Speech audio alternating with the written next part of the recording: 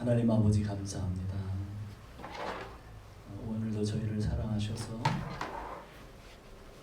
또 예배하게 하시고 예배로 말미암아 주께로부터 오는 생명의 말씀 또 양식을 공급받아 하나님의 은혜 가운데 또 들어갈 수 있는 특권을 주신 것을 인하여 감사합니다. 하나님, 우리가 여기에 모여 있거나 또 온라인상에 모여 있거나 주님께서 한 가지 은혜로 함께 하시고 주님을 사모하고 예배하는 그 모습 속에 하나님께서 우리를 진정한 예배자로 세우시는 귀한 손길들을 기대합니다. 하나님의 인도를 바랍니다.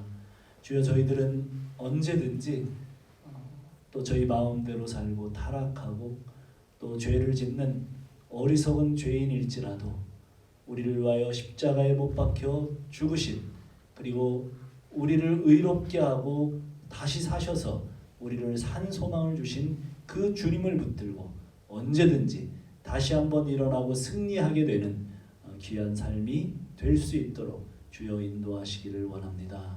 하나님, 오늘도 주께 의탁하고 모든 영광을 주님께 드리며 예수 그리스도의 이름으로 기도하옵나이다. 아멘.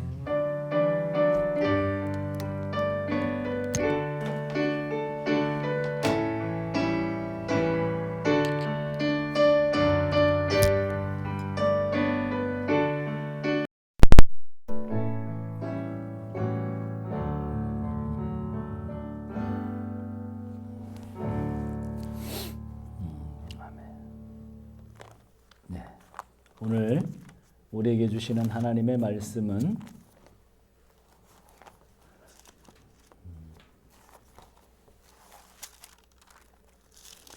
창세기 47장 13절부터 마지막 절까지입니다. 우리 19절까지만 교독하겠습니다.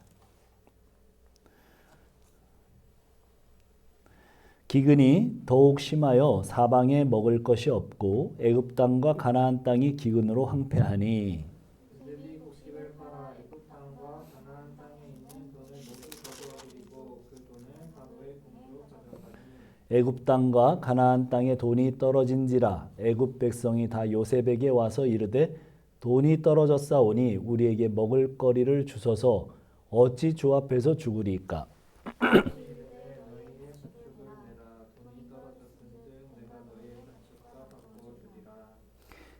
그들이 그들의 가축을 요셉에게로 끌어오는지라 요셉이 그 말과 양떼와 소떼와 나귀를 받고 그들에게 먹을 것을 주되 곧 그 모든 가축과 바꾸어서 그해 동안에 먹을 것을 그들에게 주니라. 그해가 나가고 새해가 되매 무리가 요셉에게 와서 그에게 말하되 우리가 주께 숨기지 아니하나이다. 우리의 돈이 다 있고 우리의 가축대가 주께로 돌아갔사오니 주께 물 것이 아무것도 남지 아니하고 우리의 몸과 토지뿐이라. 다 같이 우리가 어찌 우리의 토지와 함께 주의 목전에서 죽으리까. 우리 몸과 우리 토지를 먹을 것을 주고 사소서. 우리가 토지와 함께 바로의 종이 되리니 우리에게 종자를 주시면 우리가 살고 죽지 아니하며 토지도 황폐하게 되지 아니하리이다. 아멘.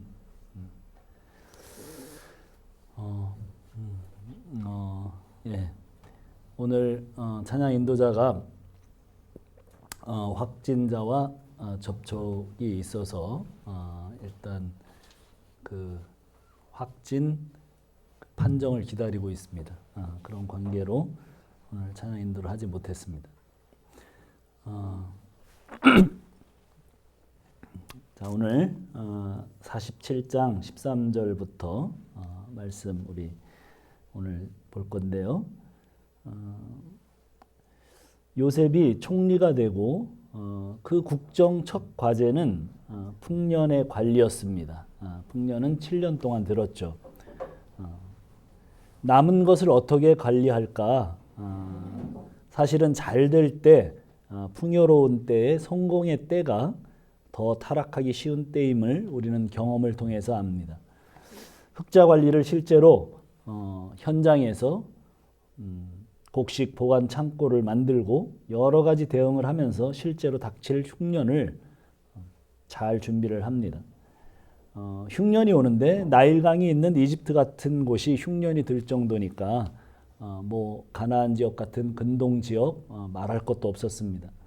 엄청난 기근을 통해서 먹거리를 찾으러 온 형제들을 통해 아버지와 온 가족을 상봉하게 되는 기적과 같은 은혜를 요셉은 체험하게 되죠. 그리고 당연히 아직도 기근이 심하게 남아 있는 상황에서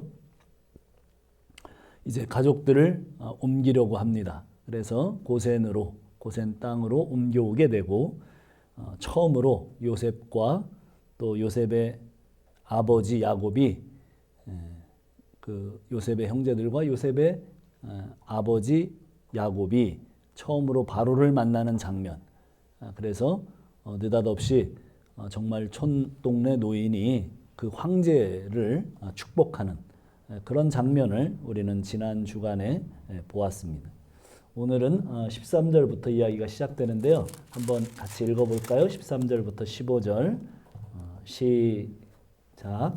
기근이 더욱 심하여 사방에 먹을 것이 없고 애굽 땅과 가나안 땅이 기근으로 황폐하니 요셉이 곡식을 팔아 애굽 땅과 가나안 땅에 있는 돈을 모두 거두어 들이고 그 돈을 바로의 궁으로 가져가니 애굽 땅과 가나안 땅에 돈이 떨어진지라 애굽 백성이 다 요셉에게 와서 이르되 돈이 떨어졌사오니 우리에게 먹을 거리를 주소서 어찌 주 앞에서 죽으리이까.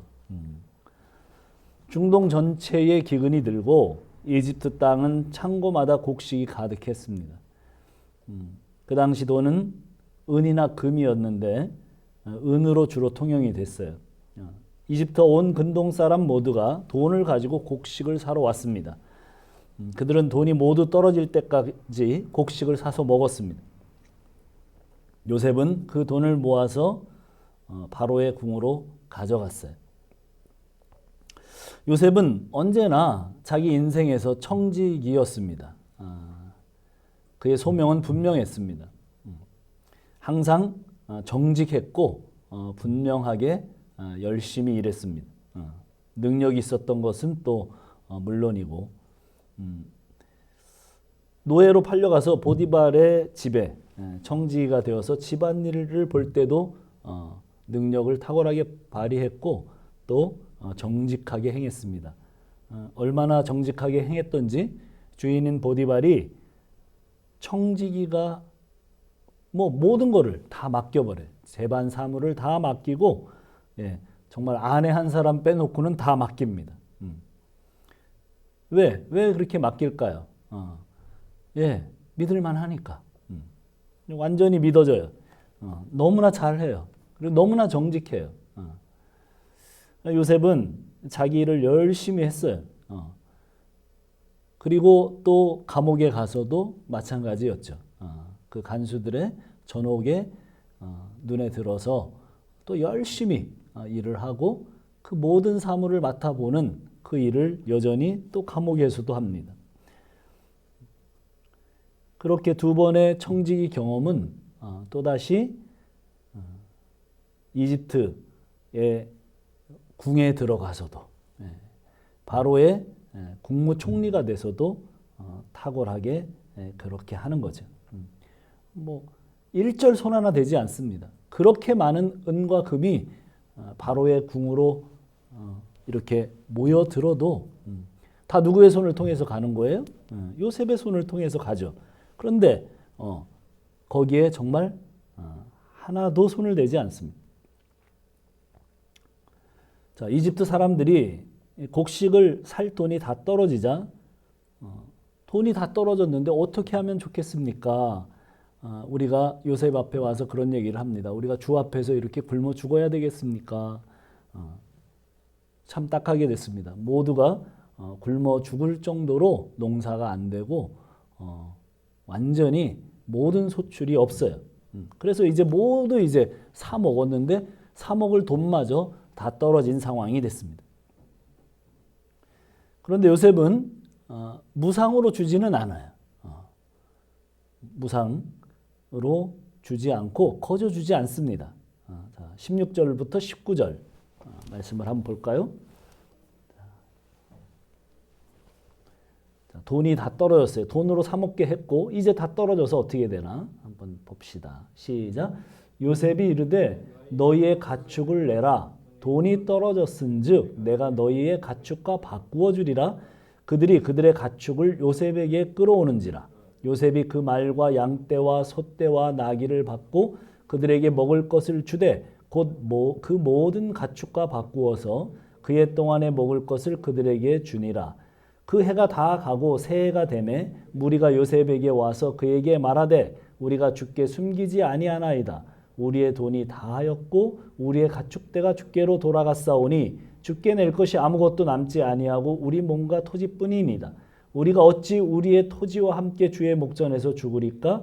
우리 몸과 우리 토지를 먹을 것을 주고 사소서.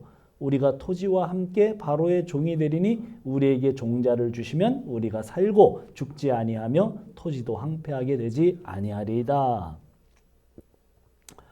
네. 요셉은 너희에게 가축이 있으니 가축을 가져와서 곡식과 바꿔 먹으라고 합니다. 여전히 무상으로 주지는 않죠. 그러자 사람들이 말, 양, 소, 나귀 뭐 할 것 없이 다 가져왔어요. 근데 그게 딱 한 해 분량이었어요. 그 한 해 동안 가축으로 먹고 살 수가 있었어요. 그 해가 다 지나가자 새해가 되니까 사람들이 또 요셉을 찾아옵니다. 돈도 없고 이제 가축도 없어요. 자기들에게 남은 게 뭐예요? 자기들의 몸과 땅밖에는 없다고 하면서 자발적으로 토지를 모두 바로의 것으로 하고 자기들은 노예가 될 테니까 곡식을 달라고 합니다. 무상은 안 된다는 원칙이 서 있으니까 대가를 지불하겠다는 것이죠. 그렇지만 사실은 이런 결단을 이집트 사람들이 하는 것은 요셉을 신뢰했기 때문이에요. 그들은 양식이 떨어지면 요셉에게로 갔고 항상 그의 해결책은 옳았습니다. 그래서 그들은 요셉을 신뢰할 수 있었고 그 신뢰가 이제 이런 자발적인 토지를 내놓고 또 곡식을 사는 거기까지 연결이 됩니다. 우리 인생에도 죽을 것 같은 기근이 찾아오곤 합니다. 이집트 사람들은 그 힘겨운 때를 요셉을 찾아가서 살았습니다. 우리에게 지금 영적인 기근이 들면 우리는 어디로 가야 하나? 우리 지연자매 어디로 가야 돼? 말씀으로. 그렇지. 말씀이 누구예요? 예수님이죠. 그래요. 영적 인생의 기근은 예수님께로 말씀으로 가야 합니다. 이집트의 기근 당시 요셉에게 양식이 있듯 오늘날 예수님께 가면 생명과 양식이 있습니다. 하나님이 요셉을 이집트 땅에 보내셔서 생명과 구원의 역사가 일어났던 것처럼 하나님께서 예수님을 이 땅에 보내시니 생명과 구원의 역사가 일어났습니다. 그리고 이제는 예수님이 우리를 어디엔가 보내십니다. 그곳에서 생명과 구원의 역사를 일으키기 위해서 그렇게 보냅니다. 그런 의미에서 우리가 사는 자라는 그 생명을 잉태하고 생명을 낳는 자리, 거기로 우리가 사는 자리가 그런 자리가 되는 거죠. 생명을 회복시키는 자리입니다. 예수님이 이 땅에 오셨습니다. 요한복음 6장 32절에서 쭉 보면 그 유명한 이야기가 나오죠. 출애굽 때 이스라엘은 하늘에서 내려오는 만나를 먹고도 다 죽었다고 예수님이 말씀하세요. 요셉 시대에도 요셉의 양식을 먹고 사람들은 다 죽었습니다. 결국은. 그런데 그 예수님 당시에 예수님께 몰려 나온 사람들에게 예수님이 말씀합니다. 그러나 하늘에서 내려온 떡 예수님을 먹으면 영생을 할 거라고 말씀해요.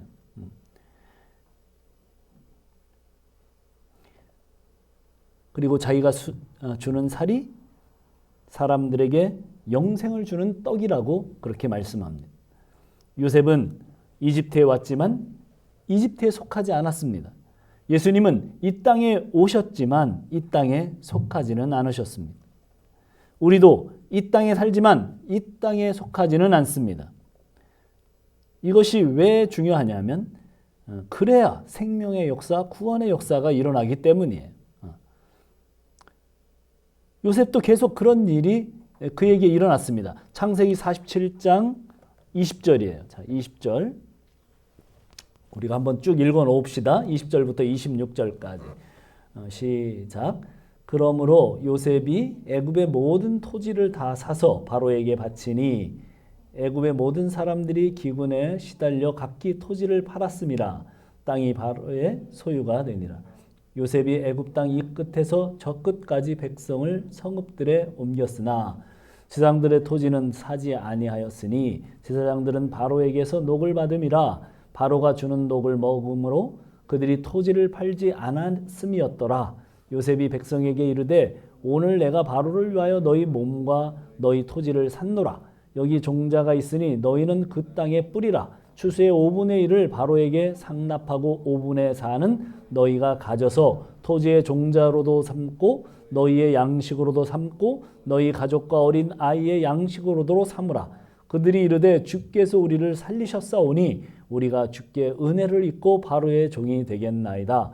요셉이 애굽 토지법을 세우매 그 5분의 1이 바로에게 상납되나 제사장의 토지는 바로의 소유가 되지 아니하며 오늘날까지 이르니라. 자, 보세요. 아까도 이야기했지만 그 돈을 다 모아서 은과 금을 다 모아서 그냥 곧장 바로의 궁에 들였던 그 요셉은 오늘 그 20절에도 요셉이 애굽의 모든 토지를 다 사서 바로에게 바치니 그렇게 말합니다. 국고를 만지면 그 떨어지는 콩고물이 얼마겠어요. 세계 거의 대부분의 위정자들은 다 그렇게 삽니다. 예, 그거 뭐 당연한 거죠. 권력가가 위정자들이 그 국정을 수행하면서 떨어지는 그 재물들에 대해서 챙기지 않는 사람이 없겠죠. 그러나 요셉은 바로의 재물에 대한 욕심이 없어요. 다 바로의 소유가 되게 합니다. 그래서 그 땅의 구원의 역사, 생명의 역사가 흘러 넘치는 거죠. 오늘날 우리는 땅을 맡기면 땅을 맡은 사람들에 의해 어떤 사태가 돼요? LH 사태가 돼요. 마치 고양이에게 생선을 맡긴 격이죠. 그냥 조그만 권력, 조그만 힘만 있어도 거기에서 온갖 방식으로 그 모든 것을 소유하려고 하는 세상입니다. 그러나 요셉은 이집트에 속했지만 요셉은 절대 그 세상의 힘을 탐하지 않았습니다. 돈과 토지를 모두 바로에게 돌렸습니다. 예수님도 따라다니는 사람이 수만 명이나 됐죠. 그들에게 조금만 걷었어도 아마 한 나라를 세울 만큼의 돈을 모았을 것입니다. 세상에 힘을 얻고자 했으면 왜 얻지 못했겠습니까? 그러나 예수님 뭐라고 말씀하십니까? 나는 머리 둘 것조차 없다. 그렇게 말씀하셨어요. 땅은 고사하고 오늘 하룻밤 평안한 잠자리를 제공할 숙소도 없이 그렇게 사셨습니다. 네. 그런 의미에서 세상에서 모여지는 그 재물들에 대해서 예수님이 재밌는 얘기를 하죠. 누가? 바리새인들과 서기관들이 예수님을 넘어뜨리기 위해서 사람들을 보내서 질문을 합니다. 이 돈을 도대체 누구에게 바쳐야 됩니까? 세금을 가이사에게 바쳐야 됩니까? 안 바쳐야 됩니까? 뭐 이런 식의 질문을 하게 합니다. 바쳐야 된다 그러면 매국노로 몰리고 안 바치게 되면 안 바쳐야 된다 그러면 어떻게 해요? 로마 당국에 붙잡히게 하기 위한 전략이죠. 그래서 그런 질문을 합니다. 예수님 뭐라 그래요? 가이사의 것은 가이사에게, 하나님의 것은 하나님에게. 예, 하나님께 받은 것 하나님께 드리고 가이사로 말미암아 취해진 이 세상의 재물은 가이사에게 줘라. 예. 그래요. 이 땅에는 내 것이 없습니다. 청지기들에게는 이 땅에 내 것이 없는 거예요. 하나님께로 왔든 세상으로 왔든 그것을 돌려보내 주라고 말씀합니다. 우리는 세상에 속한 자가 아니기 때문에 달라는데 주는 것 아깝지 않습니다. 달라면 얼마든지 줄 수 있어요. 그게 자유한 거예요. 사실은 그래야 세상이 진짜 믿는 사람들에 대해서 궁금하게 여길 거예요. 세상 사람들과 똑같이 욕심내고 똑같이 모두 착복하고 세금 떼어먹고 어떻게든 자기 것을 모으려고 하는 사람들, 그건 뭐 세상하고 똑같은 거죠.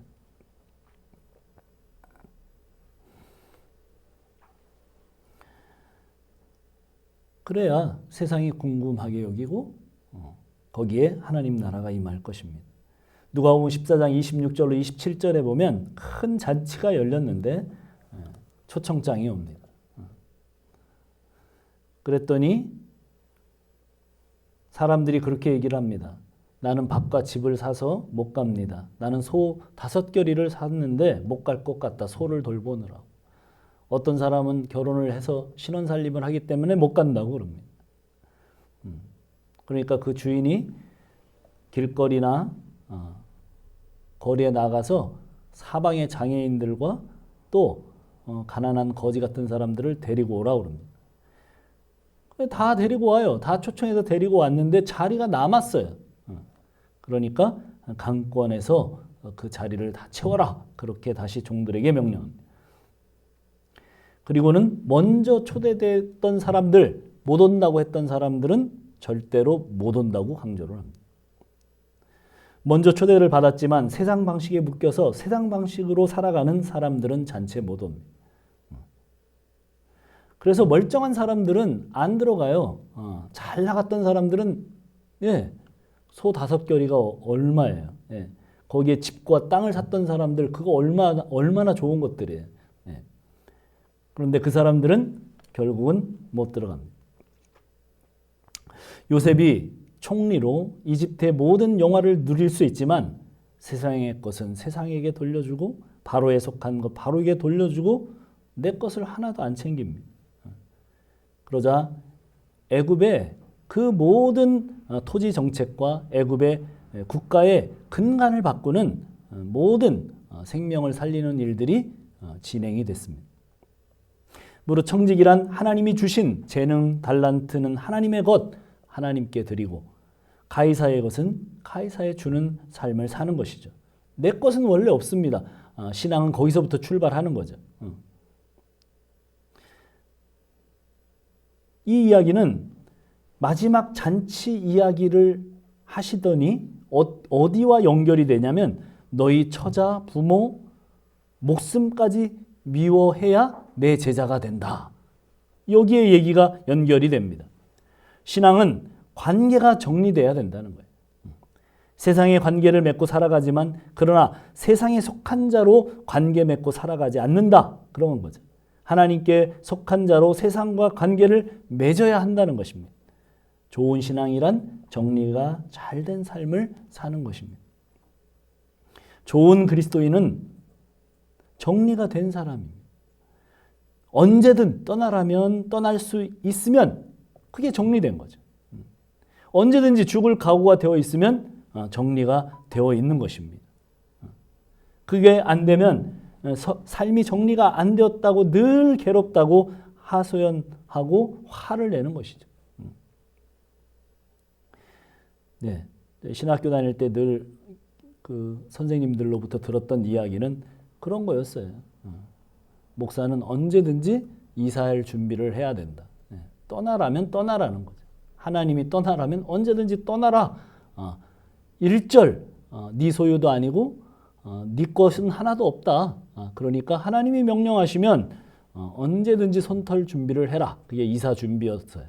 뭐 여러 가지 얘기를 하셨는데 기억에 남는 얘기입니다.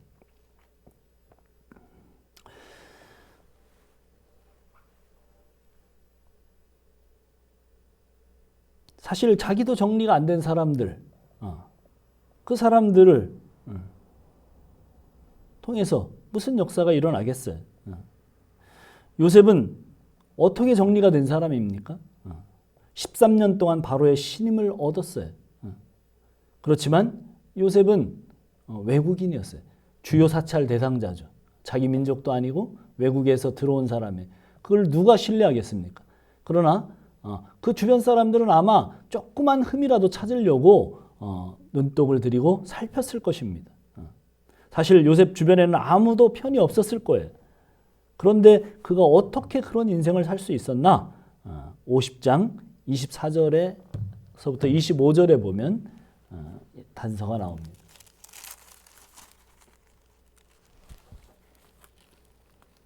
한번 볼까요? 제가 읽겠습니다. 요셉이 그의 형제들에게 이르되 나는 죽을 것이나 하나님이 당신들을 돌보시고 당신들을 이 땅에 인도하여 내사 아브라함과 이삭과 야곱에게 맹세하신 땅에 이르게 하시리라 하고 요셉이 또 이스라엘 자손에게 맹세시켜 이르기를 하나님이 반드시 당신들을 돌보리니 당신들은 여기서 내 해골을 메고 올라가겠다 하라 하였더라. 어떻게 정리가 된 사람의 요셉의 임종 장면입니다. 내 해골을 가지고 나가라. 어디서? 이집트에서. 어디로? 가나안으로. 약속의 땅, 하나님이 언약하신 가나안 땅으로 거기에 내 해골을 묻어달라. 반드시 너희도 나가야 될 때가 있을 것이고 나갈 때는 내 해골을 기억하라고 얘기합니다. 그는 단 하루도 이집트에 온 첫날부터 지금까지 가나안을 생각하지 않은 날이 없었습니다. 그러나 그는 가나안 땅에 대해서 입 밖에 오르내리지 않았어요. 한 번도 가나안 땅에 대해서 이 부분을 빼고는 이야기한 적이 없어요. 그는 철저하게 현실 속에서 그 모든 기근을 방어해내고 기근을 벗어나는 일에 총력을 다하고 정말 그 현실 속에 붙박혀서 두 발을 굳게 딛고 살았습니다. 그러나 단 하루도 그의 마음에는 하나님 나라를 잊어본 적이 없습니다. 본향을 잊고 살지 않았습니다. 항상 그 본향을 생각하며 살았습니다. 요셉은 해골이라도 가나안 땅에 돌아가야 한다는 것을 알았습니다. 그는 애굽 땅에 터럭 하나도 욕심을 낼 것이 없었습니다. 자기의 끝을 알고 자기의 종말을 바라보고 사는 자의 현실입니다. 그런 사람이 삶을 어떤 태도로 살 수밖에 없는가 하는 거예요. 그래서 그는 정말 초연하게 거기에 조금의 눈독 들이지 않고 거기에 빠져들지도 않고 거기에 휘둘리지도 않고 그렇게 살 수 있었습니다. 이런 요셉의 생애와 제사장들의 삶이 비교되고 있습니다. 그 21절 이하에 보면 요셉이 애굽 땅 이 끝에서 저 끝까지 백성들을 다 이제 성읍들에 옮기고 제사장들의 토지는 사지 아니했습니다. 왜냐하면 제사장들은 바로에게서 녹을 받음이었어요. 그들은 아주 두꺼운 기득층을 형성하고 있었습니다. 그래서 그들은 토지를 팔지 않았습니다. 백성들은 굶어 죽을 위기에 처해 있었지만 지도자들이었던 제사장들은 그렇게 하지 않아도 됐습니다. 그러나 그들은 굉장히 똑똑한 사람들이었고 그 시대의 박사들이요 대단한 사람들이었지만 전혀 세상의 영으로 해석이 되지 않았어요. 뭐가? 이 기근의 의미와 이 기근을 당할 때 어떻게 살아야 되는가 이런저런 그 모든 것들에 그들은 알 수가 없었습니다. 자, 그래서 그들은 끝끝내 26절에 보니까 애굽의 토지법을 세웠어요. 그래도 제사장의 토지는 바로의 소유가 되지 않고 지금 이 글을 쓰고 있는 그 모세 당시까지도 그냥 그들의 소유였다 이렇게 기록하고 있습니다. 자, 23절에 보니까 요셉은 씨를 언제 뿌려야 되는지 알고 있어요. 이제 언제 이 기근이 끝나게 되는 것까지 다 알고 있어요. 24절로 26절 보면 그 토지법이 뭐예요? 5분의 1이었습니다. 우리가 지금 생각하면 우와 5분의 1 그거 너무 많은 거 아닌가? 자기의 소출에 세금을 20%나 뗀다고? 우리 지원자매 얼마 떼? 세금 얼마 떼?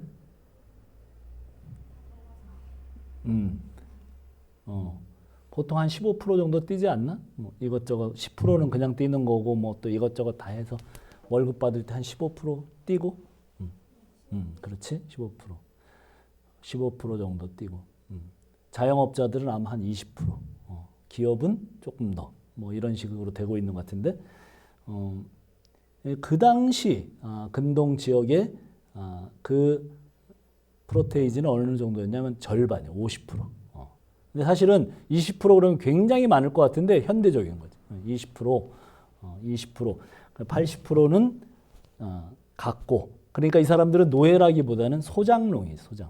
소장농. 예전에 소장농들 우리나라는 조선시대 때 말기에는 소장농 80%까지 걷어들이고 일제 때는 정말 80% 이상 걷어들이는 그런, 그래서 조국을 1920년대 30년대 한 6분의 1의 한국 사람들이 외국으로 망명을 하는 사태가 벌어졌어요. 80%를 걷어가면 뭐 도저히 살 수가 없겠지. 20%를 지금 이렇게 했기 때문에 그들의 입에서 어떤 이야기가 나오는 거냐면 그들이 내 주인 앞에서 은혜를 입었습니다. 이렇게 얘기를 하는 거예요. 요셉에게. 아주 관대한 처사였어요. 오늘날 사실은 그리스도인들도 무슨 문제를 갖고 있어요? 욕심의 문제를 가지고 있어요. 거의 세상과 똑같은 사람들이 많은 것 같아요. 교회를 다녀도. 자, 그들은 우리가 주께 은혜를 입었습니다. 요셉의 삶의 방식이 아니면 그냥 요셉은 자기 주머니로 들어가는 게 없으니까 철저하게 그렇게 살 수 있었어요. 그렇게 방식을 세워놓은 대로 실행할 수 있었어요. 그래서 구원의 역사가 일어났어요. 우리가 어떻게 살아야 구원의 통로가 될 수 있는지 보여주는 대목입니다. 그래서 내가 내 것을 챙기느라고 정신이 없으면 절대로 살릴 수 없어요. 세상도 압니다. 명상을 하는 종교, 내적인 어떤 수행을 하는 종교들 사람들만 해도 욕심을 내려놔요, 실제로. 그런데 교회를 다니면서 욕심이 목에까지 가득 차 있고 이것을 해결해 달라고 하나님께 기도하는 목소리로 가득 차 있는 그런 시대를 우리가 살아가고 있지 않나 생각을 합니다. 그러니 사실은 그런 사람들을 통해서 어떻게 예수님이 전해지겠어요? 자, 27절입니다. 27절부터 우리 마지막까지 읽고 정리를 합시다. 시작. 이스라엘 족속이 애굽 고센 땅에 거주하며 거기에 생업을 얻어 생육하고 번성하였더라. 야곱이 애굽 땅에 70년을 거주하였으니 그의 나이가 147세라.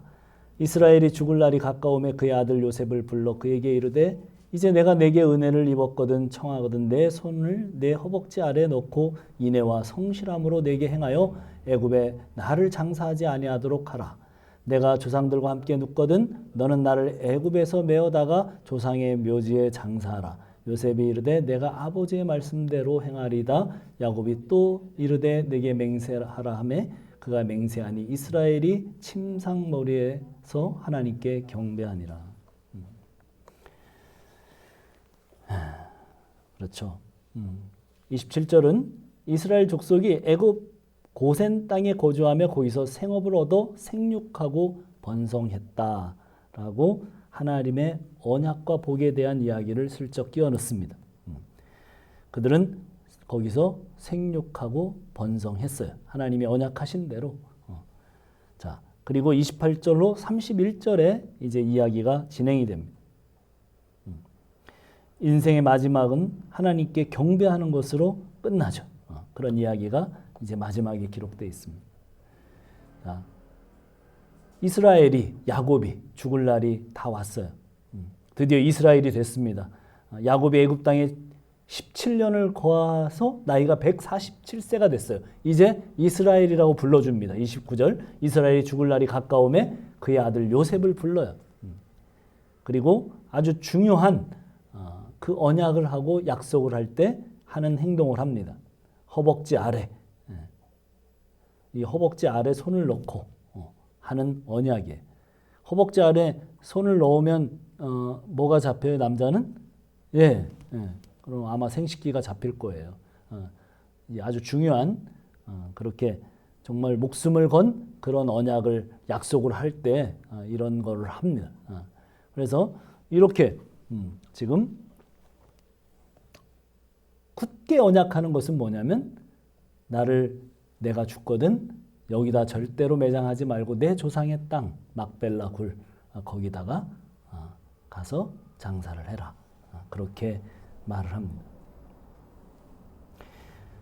인생의 마지막은 그 하나님을 경배하는 것으로 끝나죠. 자, 지팡이에 의지해서 마지막 그 침상에서 경배하는 경배자가 됩니다. 마지막 호흡이 있는 순간까지 예배하고 경배하는 사람이 돼요. 하나님이 야곱을 이렇게 만들어내신 거죠. 우리가 쭉 읽어보니까 그런 거죠. 거짓말장이 야곱, 남의 발목을 붙드는 야곱, 태어날 때부터 그랬어요. 그래서 발목을 잡으면 어떻게 해요? 넘어지잖아요. 다른 사람을 넘어뜨려요. 그래서 내 손에 그것을 빼앗는 사람, 강탈하는 자라는 이름으로 이름이 지어졌습니다. 야곱.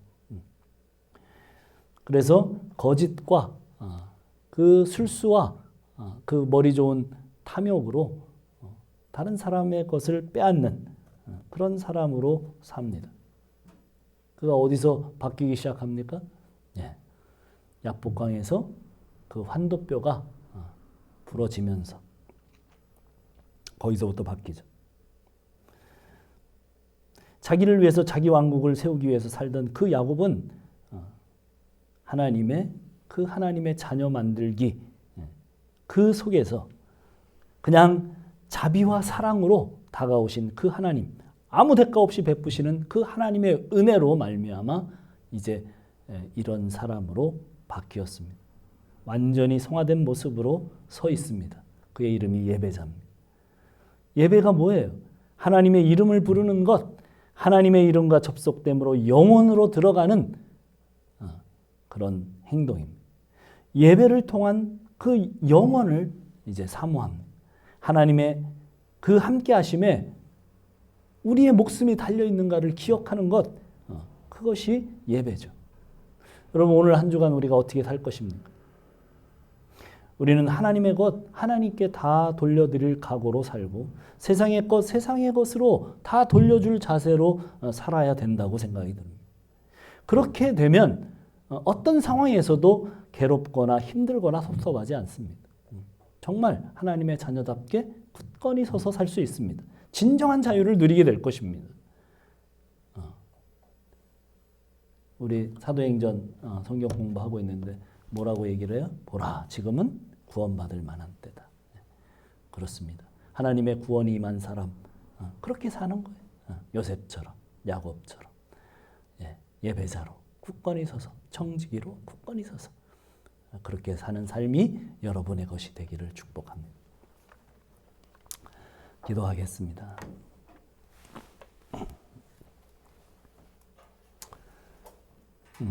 하나님 아버지 감사합니다. 그렇습니다. 요셉의 생애 또 야곱의 생애를 돌아보면서 우리가 어떻게 살아야 되는지 다시 한번 생각하게 합니다. 하나님, 저희는 변화되기 전 야곱의 모습처럼 어떻게든 움켜쥐고 빼앗아서라도 나의 안전과 나의 생명을 그것으로 보장할 것으로 생각합니다. 그러나 주님은 그런 것들을 오히려 내 손에서 놓게 하시고 빼앗아서 하나님만 의지하는 자로 하나님이 주신 그 지팡이 하나만 의지하도록 그런 사람으로 만들어 가실 것입니다. 그리고 굳건히 세우셔서 또 요셉처럼 그렇게 하나님의 것은 하나님의 것으로 세상의 것은 세상의 것으로 돌리고 유의에 서서 하나님 나라만 바라보는 그런 사람으로 반드시 세우실 하나님을 찬양합니다. 오늘도 주의 말씀 들으며 다시 한번 새롭게 각오하고 이 땅에서 온전히 생명을 살리는 일에만 관심을 갖고 그렇게 분투하기를 원하는 사람들이 되어지기를 축복합니다.